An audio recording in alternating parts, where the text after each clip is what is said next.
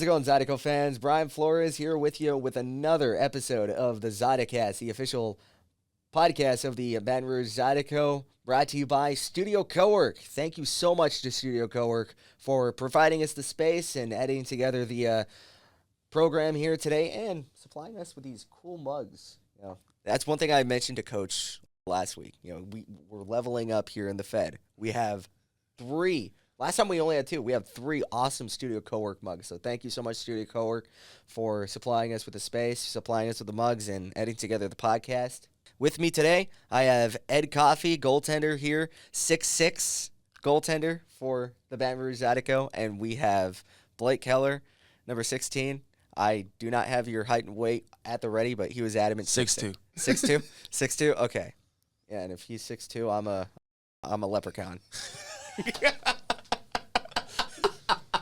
I'm dead. Keep that one. That's what we're rolling with. And on that note, let's get to the show. So before we get into the weekend, I actually wanted to start off with y'all's relationship because you guys started before the Zydeco in the same locker room with the Mississippi Seawolves. So have you noticed that kind of played into how you guys are here with the Zydeco? I think it's different. I mean, last year, I know for me it was my first year. I'm pretty sure it was your first year as well. Yeah. So I think it was kind of nice, going in, you build that bond, and then for the next year to be able to play on the same team, you have that understanding of I know who Kels is, and it's not as foreign going into rooms and stuff. And I knew me being here before he came, I think it just worked inverse, so where he knew someone in the room other than just a bunch of strangers. Yeah, I think it was nice, coming in, knowing someone from the team before, just, helping me, show me around and being confident with that and getting everything dialed in going into the season. So, I mean, I would kind of akin it because I've obviously, all the teams I've been to is, high school. So it's I'd kind of akin it to, your at-home room. You have the dude that you always talk to, and then it's go a couple periods without him, and then seventh period you're oh, hey, it's you again. Yeah. No, that was definitely the first time we played versus Biloxi, seeing him on the other team was oh, this is going to be a weird feeling. And it's a bunch of the guys from our team in the past, they're spread out throughout the league, and so it's funny going up against guys you spent a year being super close with and being pals with, playing against him again, and then now playing against him, now having him back on the team, it's oh, I like having you on my team better than against me. So happy with him being here. Yeah, I feel the same way. When he's in the net, it's really tough to score on him. So having him on our team is very helpful. So I know. I mean, I saw it, yeah. Dude. You it's so nice having both of you guys on the Zydeco because last year. When I called, I literally, at one point, I ripped my headphones off, and you can ask John Clement, your guys' former broadcaster. It's can you please just let one by? Please? I'm begging here. I try to not let any most nights, but try my best. And then you, for some reason, when the Zydeco came to town, you just, dialed it up to 11. Yeah. Every time. What's up with that? You just don't like us? I don't know. It was just the vibes I had during the game playing the Zydeco. I was just feeling myself every game playing against, Larwood, a guy who, I watched throughout the league. He's a good player. And me looking up to that, I wanted to be a good player in this league. So playing against that, it pushed me to be better. Now that you actually bring it up, is there anybody, when you guys were, facing the Zydeco that you're dang, I really wish I had him on my team? It was Larwood every time. Yeah. I mean, he's the hardest worker I've ever seen. That guy, he'll have no shoulders one game, but I mean, he'll be playing he's 100%. So he's just a workhorse. Yeah. So watching that against you was okay, but then when he's doing it for you, it's I like this. So, but I also playing against him. I always felt I had to find a way to shut him down. And I fell in love with that part, just trying to shut him down and trying not to let him get to the net. So, is there any different juices now that you're in the River Center, you're on the Zydeco? Is there any different kind of taste to the game? I mean, not really. It's just transferring to another team, it's just like you're going back in business. You're still doing what you do every single day. So yeah, I think it's just a change of location. I mean, the fans here are a lot more vocal, and like you can hear them throughout the game, which is a nice thing, especially when it's on your side as opposed to them cheering against you.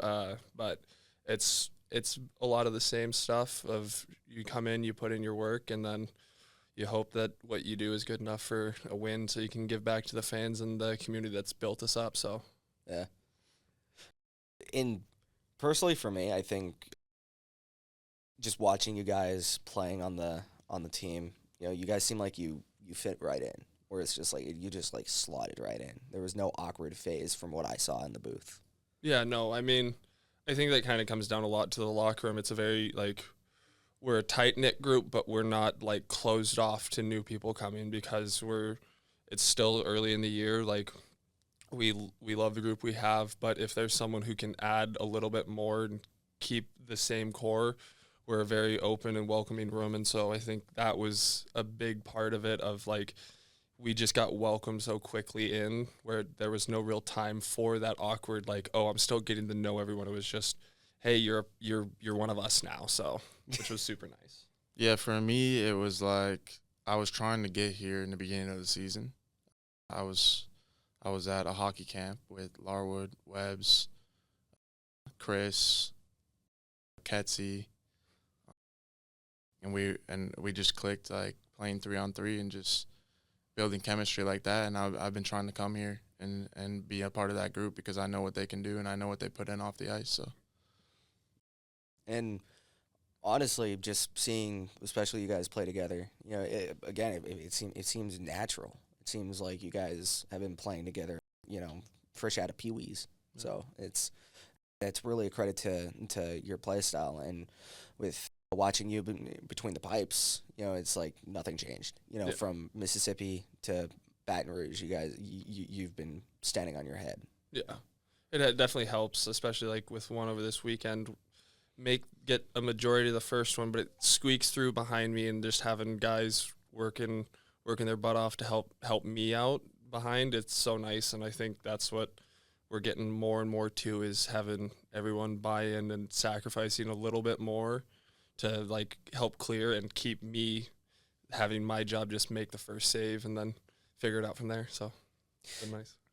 And focusing on this weekend, like I was, I don't like soliloquies. I like saying sayings, but that game was exactly what the doctor ordered for you guys. Just like one where it's just you play for the full 60 minutes and you get rewarded for it. Oh, definitely. Yeah. What'd you guys see from the bench? I mean, that was an intense game. It was a very intense game. I mean, we had so many shots off the rip, and it felt like at one point nothing was going our way, but we still we kept our heads down and we were grinding every single time to try and get back and get a lead against them, because that team is like, if you let them get up, like it's hard to come back against that team.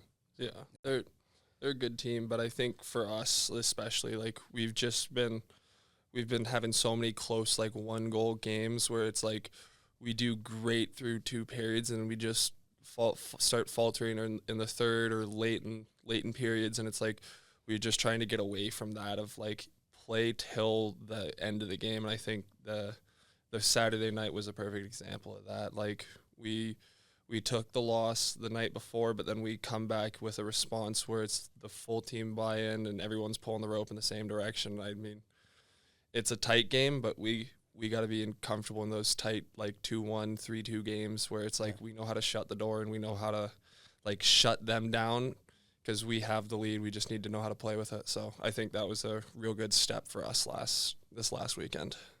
Yeah, and I remember when I was calling for you guys, I think it was against Columbus. I don't think were you on that against Columbus? Yeah. I played the second game. It was, I think, 6-4 final with an empty net. Yeah. That one is one where it's just like, first 2 periods. I would say first, 2.5 periods. You guys were just lights out. And it's just, for some reason, it was like 1 turnover, 2 turnovers, and it was just But, heading into that game, yeah, that Topeka game just it's one of those where it's just like you can finally like breathe.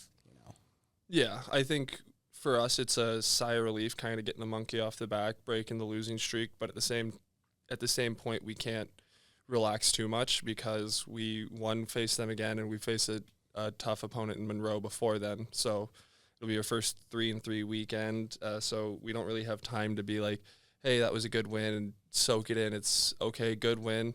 Now let's get back to work because we got 3 more to take this weekend. So as good as it is, we still got a lot of work to do. And for me is, Larwood, like, trying to get over here. I mean, Larwood was been talking to me. It's about turning the ship around. Yeah. I wasn't coming in just, trying to be part of the boys. It was like, I'm coming in, make a difference, turn the ship around. That's plan A. Yeah, just trying to help the team win. Exactly. And with seeing your play style, you're more of a kind of like shoot first, ask questions later kind of guy. Yeah. And just half the shots that you're taking, man, I'm looking at it and I'm like, come on, something's got to go here. I know. But I can definitely see work ethic from Larwood rubbing off on you, and last season with Mississippi, you had that same dog mentality where it's just grinding the puck, getting into those corners, just jarring the puck loose. Nothing seems to have changed in that aspect coming down here. Yeah, I think it just goes to players around me. I have a lot of mentors that are older who've been in this league playing professional hockey for a long time. If I didn't have those people, I wouldn't be still playing. Like, they helped me grow as a player and become more confident out there and knowing what I have to do in certain situations, because I was coming out of juniors. Like, I didn't play against, high skill guys in college, like developing my game. I came straight out of juniors, so I had to make that step pretty fast. So, and just getting to your journey here and just talking about, coming in through juniors, coming up through the early part of your pro career to where you are now, it's got to feel good knowing that you're here playing pro hockey, especially here in the state capital of Louisiana. I think that's pretty cool. That is cool. You get to play in a state and I'm gonna sound so stupid right now. Is Biloxi the state capital of Mississippi? No. I don't. Anyone? Jackson? Anyone? Yeah, it is. Yeah. It's Jackson, Mississippi. You're smart. Don't know if we only played there for a year. Like, we should know that. Listen, I'm smart when it comes to hockey. I'm not smart when it comes to geography. Yeah. But, you get to play pro hockey here in a state capital. Yeah. No less. That's got to be a good feeling. Oh, yeah, 100%. And, having playing here now, in the point of your career, just like, here in the pros, playing with the Zydeco, and, playing in front of the fans in the River Center, how does that make you feel? I love it. Like, when I won the championship game in juniors, like, I thought that would be, like, the greatest moment of my life, the best feeling. But, like, the amount of fans that are at these games, it makes the games feel like a championship game every day. And that's what it feels like for me. And that place, it's loud in there. Dude, I've never heard them, like, explode like that when Ross scored that 2-1 goal. It's like, that gave me goosebumps. It really did. Yeah. But I feel like it's that for everyone, for every game. Like, the fans bring a huge culture push for hockey. It's unbelievable down here. And when you play in front of, like, crowds like that, I know it's easy to feed off of that energy. But when you played against us, did you still feed off of that energy in like a I can't wait to quiet these guys down kind of way? Yeah. That's probably one of my favorite things to do. I love playing in front of some rowdy away fans, just because being able to shut the door and just keep it calm and steady back there, just for me, hearing them go from super hype early to, like, late in the game where it's like you can hear the desperation and the, oh, come on, get it. And it's like, I love that feeling where it's just shut the door and it just makes me happy. So that's something I've always loved. So, but it's also nice being on the home side of it to hear the River Center get up and get loud for us. So, And I mean, I think that last second, I want to flash back on your save real quick. Like dying seconds, they're just pouring everything in the kitchen sink on you. yeah. And you just make I was talking to my dad on the way back from that game, and he was like, "Dude, that reminded me of '09 Marc-Andre Fleury." Oh, yeah, that's about the third time I've been told that one. But no, it was, I mean, we were in there, like, we had, I want to say, like, 3 or 4 back-to-back D-zone draws just off icings.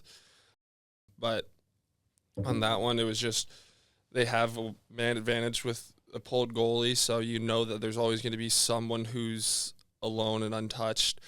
You'd hope that it's one of the D-men normally who's further away from the net, not the net front guy, but puck just went right to him. But all I knew is that if I could shut down his scoring opportunity and let my D worry about anything that was a pass or rebound, that's all I could really do in the moment. So that's why if you look at the film, I'm out at like the top of my crease, so there's not a lot to shoot at. So.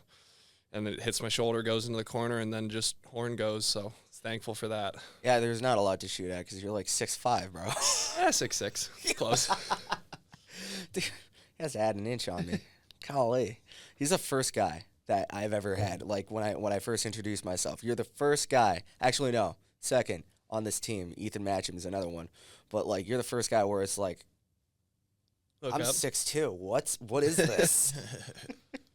No, I mean that really was an electric save. But I mean, I think I'd have to give like a little bit of credit for that and for the start of that. You know, when you got that first shot, you know, I gotta give you a little bit more credit when you pushed your body out to the side. You know, I thought they had that short side like all the way, but when you pushed, man, that was wow. Yeah. I mean, that's what we work on. We do a lot of net line drives. I mean, the 3 goalies, we have a Tuesday morning skate where we work on just different things we need from the week. So we've been doing a lot of net line drive stuff. So just that push just kind of comes secondhand for us. So Yeah. It's the good shooters on those days too. Yeah. Oh yeah. this guy's always out there early with us. I'm just glad that you weren't on there. You weren't wearing a Breakers jersey no more. No, that's true. Yeah. I just know you have that short. That's one thing I noticed from your game, man. You remind me so much, and maybe it's just I promise I'm not trying to glaze or anything, but like you do remind me of Patrick Kane a little bit. Like when you get to that short side, it's like you have eyes. Like you and Kuzi are the 2 guys that remind me of that, where it's like you have eyes for that short side, that short corner. It's like I'm waiting for one of these days for you to like pop the bottle and just go short side. It's nice to have that in your bag though, to be able to notice stuff like that, because like if it's a 2-on-1 and the goalie's cheating a little bit, you can always just go short side. So He's got a good deceptive release on him. So That's one thing I noticed, man. It's like when there was one shot that just rang off the post. I think it was against Monroe. It was against Monroe when you guys had that 4-2 game. Oh God. Oh man, I'm thinking about it. I'm like, dude, that should have went in. Yeah. Where it's like you were far side, like I think left circle. Perron, he was cheating a little bit on that 2-on-1. You ripped it right off the corner, and I was like, man. But I know when you score, I'm gonna make a prediction here. When you score, it's gonna be a bar down from the hash marks. Like I'm calling that shot right here. all right. It helps so like hockey nowadays, like the players are changing their shots and changing their angles. Like when I was younger, I don't think I ever, even thought about doing that. Like that was never a thing. So like being able to come to pro hockey and, players are already doing that and they can teach you how to shoot better and different shots and different angles that could help you beat a better goalie. Because like when you're playing in junior hockey, you're not playing against the best goalie, but when you come to pro, like you're playing against top goalies. So you're going to have to change your angle at some point. Yeah. And when it comes to like shooting versus juniors and pros, it's like you have to change your angles. But is there any other like fundamental things that you've noticed that you've kind of had to like pivot? Shoot low. Shoot low? Really? I think like when you're in juniors, like everybody wants to be that guy who's going to go top shelf. And I think goalies really read on that and can easily read players on where they're going to shoot. So I think changing my game into shooting low, it helped me score more goals because they don't really expect it too much. You know, you gotta don't tell it to the other guys because I know you and Greener. You guys, your gloves are probably worn out by now. You guys made so many glove saves that one weekend against Topeka. Yeah, that's why you get two of them. So, but no, like on building on what he says, like high shots, like when they work out, they look really good. But low shots, even if it's not a perfectly placed shot, you have more likelihood of it popping out or creating a rebound. So that way, maybe you don't get the goal, but it pops right to a teammate. So it's a lot more of a team-friendly shot where it's like before you see it a lot where if you miss high, you're glassing. Sometimes it's glassing out of the zone. You have to go re-break into the zone where if it's a low shot, even if it's not a hard rebound out, it creates chaos in front of the net. So I think like on his point of shooting low, he does it really well. He scores on me a lot, like low right at the toe. That's one of his top spots to pick. Is just right over the pad, right out of the reach of my arm. So I only learned that playing against Coffey, like in practice and stuff, because like he's a big goalie, so the top's not always going to be there. So you're going to have to, find a way to try and score on somebody that's that big. And I think he helped me a lot with helping my game get better. So. And that's what I'm glad you brought up his size because that's one thing I wanted to ask you because a lot of goaltenders who are like mid-size and short. Their biggest bread and butter is getting down to that butterfly, is just like getting to their knees as quickly as possible. That's one thing I've noticed is like with big goaltenders, it seems like you guys rely a lot on your hockey stick, on that big paddle when it comes to like 5-hole shots. I wouldn't say that as much. I'd say what I see a lot more of is bigger goalies being quicker to go in their butterfly. Just for me, it's like I like staying on my feet because I have more power and control of how far I move. Whereas when I'm down on the ice, it's up to the slide and how much snow, how late in a period we are, whether or not you'll be as sliding as max distance or sliding shorter. So that's why you'll see trying to hold your feet longer. You can have more power in your pushes, and also you can get set if they start winding up for a shot, which is, it's always better to be set than moving when the puck starts coming towards you. But stick's just a big part of if you want to have good rebound control. Every goalie, small, big, if you want to be really good with rebound control, you got to get that stick active and be able to stop anything on the ice. So, and I mean, looking at you like so far in the season, it seems like obviously big guy. You lock down that top of the net. One of your strengths, I would say, is like, and again, this is from broadcaster, so just call me a professional fan with a microphone. But one of your strengths that I've noticed is, believe it or not, like the armhole area. Like you seem to lock that down pretty good. Yeah. In the past, I've had issues of like overextending, and it comes down to what we call box control. So box control in the basic form is if you look at the four corners of the post, wherever you're standing on, that box will either be bigger or smaller depending on whether you're down the midline of the ice or as you go across towards the boards, it starts to shrink. So before I used to have a bad habit of reaching outside of that, and that's when you see those ones that hit the arm and just squeak under. Yeah. Whereas I've gotten a lot better at just staying tight, trusting my size, and just staying within my little area. So it helps eliminate those squeakers under the arm. And I know that I'm big and I know that I'm fast enough to get from point A to point B so where I can just be there set and not have to go into extension as much. Yeah. So that's definitely been a big help. And when you would practice, against Coffey, is there any like telltale like sleight of hand tricks that you try to get him out of position? Yeah, I mean the drag shot. I mean, I try and when you're doing warm up shots, like he knows exactly where it's gonna go. Yeah. So when I'm trying to score, I always try and either toe drag it in before I shoot to try and make it seem like I'm going either short side or far side, to try and get him off his angle a little bit. But, I mean, it's pretty tough against Coffey. He's a really good goalie, but, I get him a couple times. I know because I used to play water polo in high school. When we would take like 5 meter shot, it's kind of like a penalty shot where you're just like set there, ref blows whistle, like get up and shoot. What everybody used to do that was like really not what you're supposed to do is they would be looking where they're going to be shooting the entire time. And then, of course, the goaltender looks at you and is like, okay, you're going there. So what my coach taught me, and I got this from one of our team captains, is he would hold the ball back and he would look straight ahead, like not even at the goalie. He would look straight ahead. And as soon, like, he would take one glance and, like, he would just look at the goaltender, like, when he does it, so he could see the peripheral and just, like, get a quick read on his body language as soon as the ref, like, blows a whistle.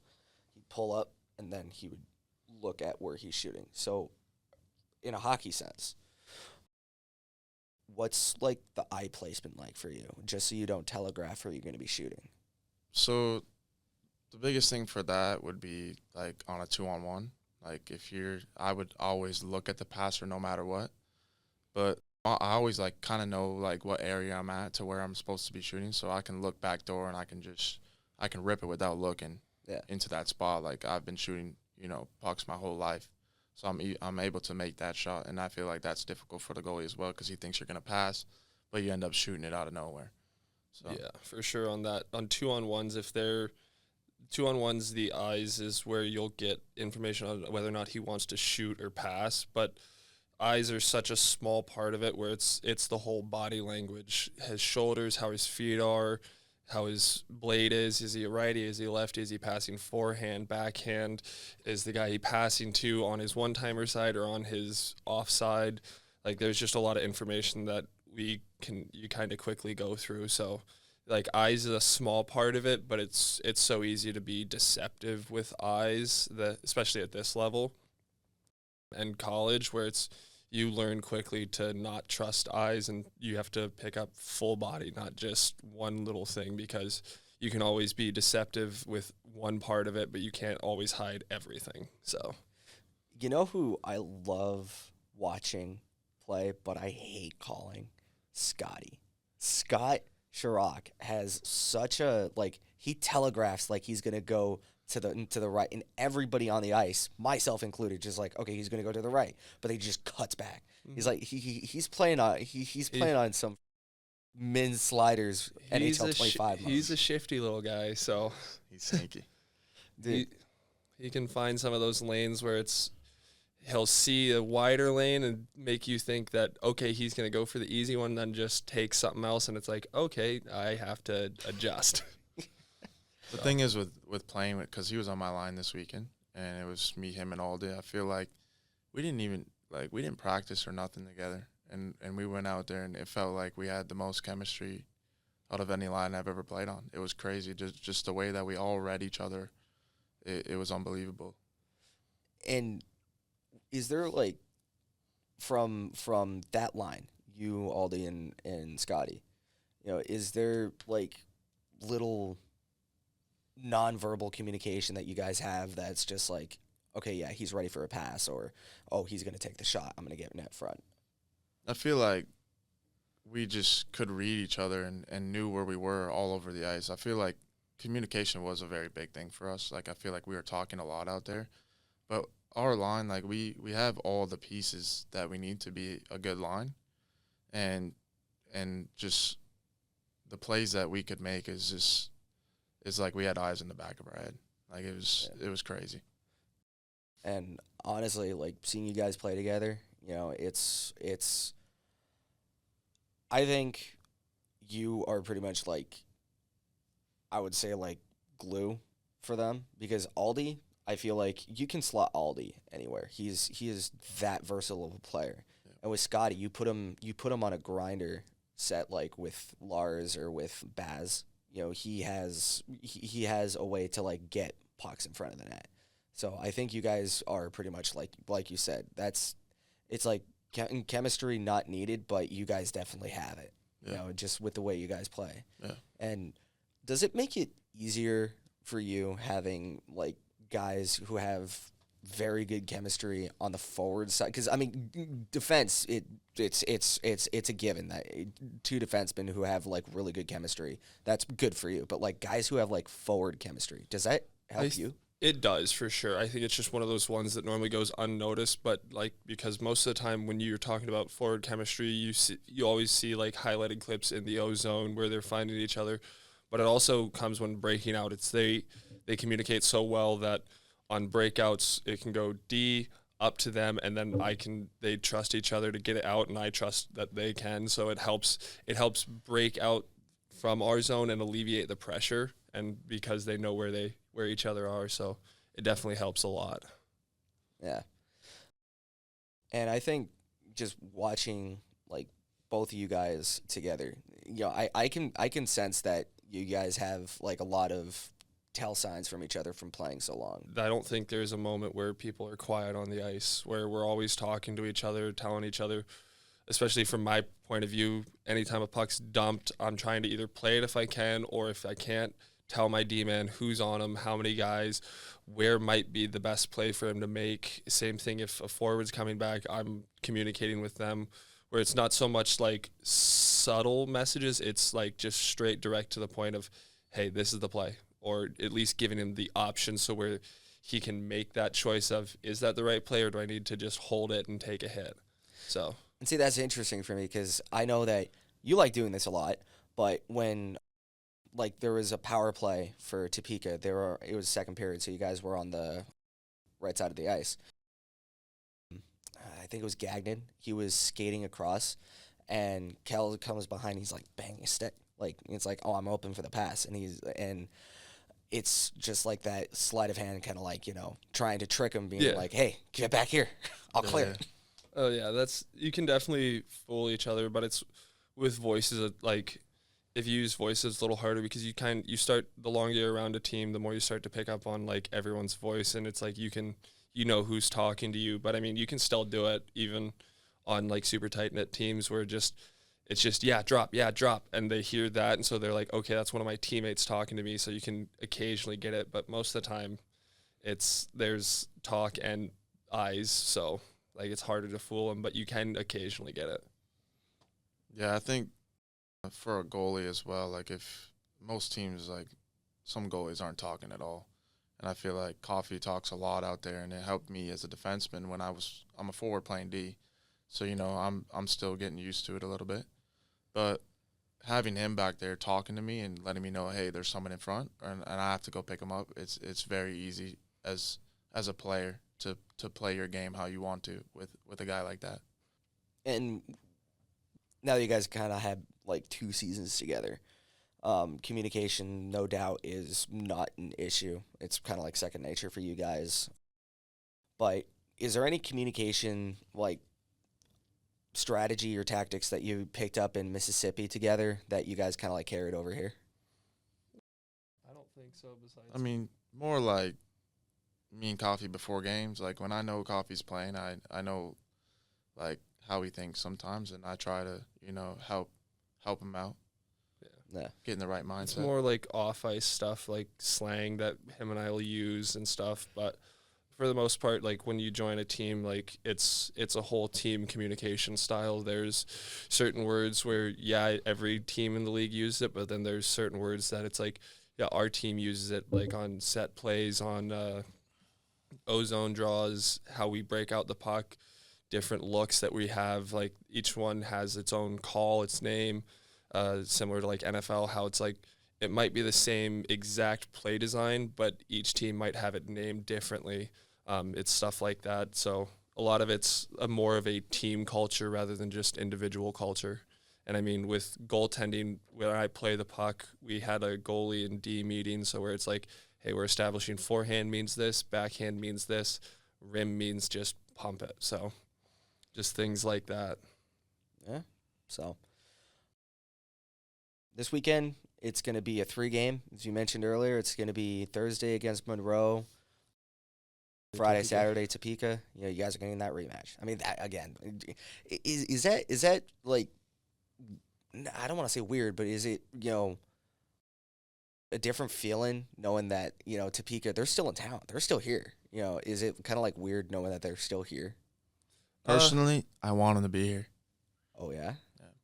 I like playing against them. I feel like they're a team that we play really well against, and I think that we can take them down for 2 games in a row. We just need to log in. Okay. So I want them to be here. I don't like them. I don't like their players. Really? I hate playing against them. Okay. But I like the matchup too. I like the matchup. All right. Yeah. No, it's definitely weird having them stay here for the whole week.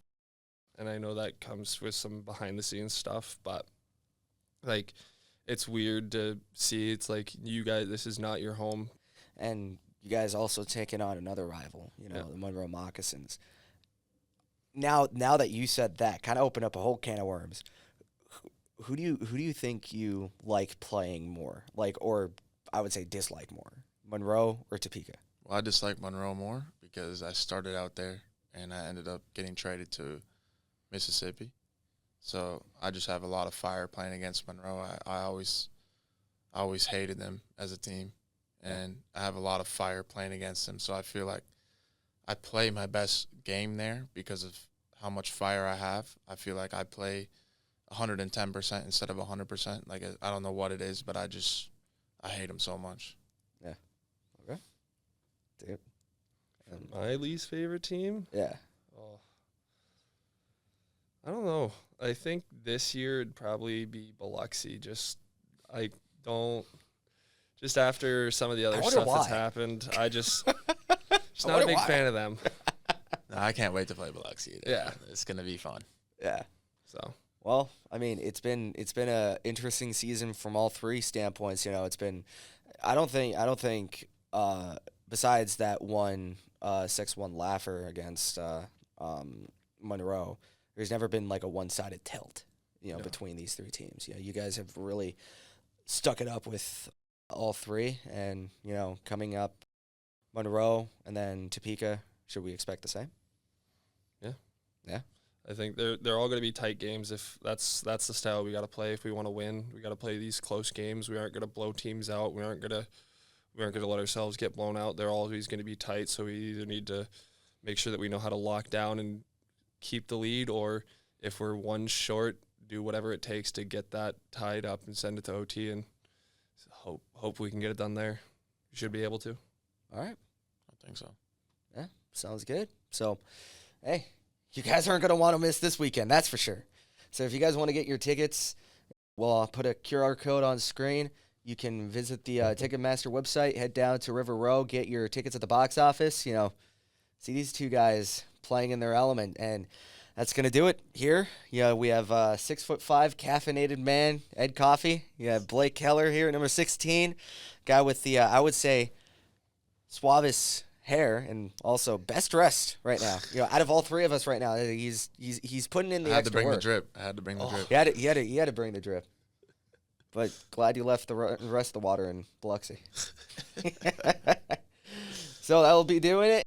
Thank you so much to Studio Cowork for supplying us with this studio space today and helping us out with editing. You know, my name is Bryan Flores. Thank you to Ed Coffey, Blake Keller for joining us for episode 2 of the Zydecast.